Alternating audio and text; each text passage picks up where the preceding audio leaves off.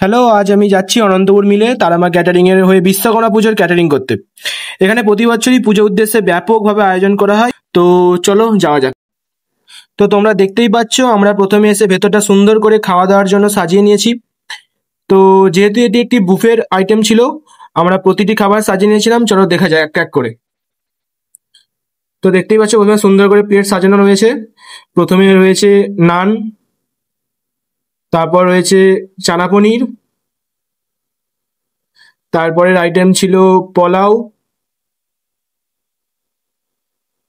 তারপরে পোলাও দিয়ে খাওয়ার জন্য ছিল কাশ্মীরি আলুর দম।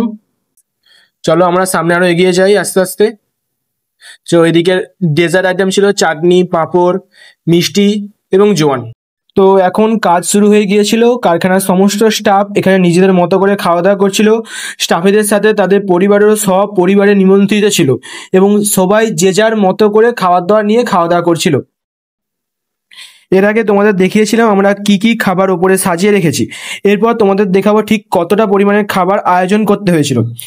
তো প্রথমে ছিল বাটার নান, তারপরে ছিল চানা পনির প্রায় 1 ডেজকি ফুল,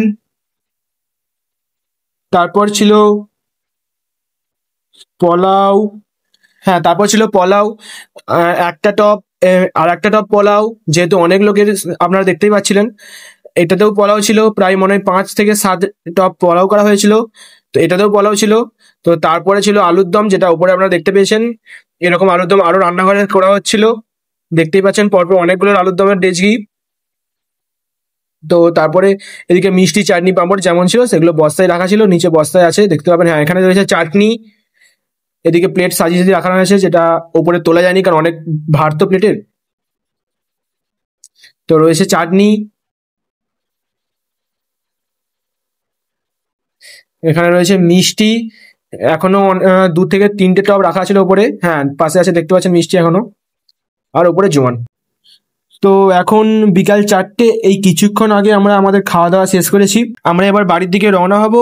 আর এটি আমার প্রথম ভ্লগ ভিডিও, তাই অনেক ভুল ত্রুটি থাকবে।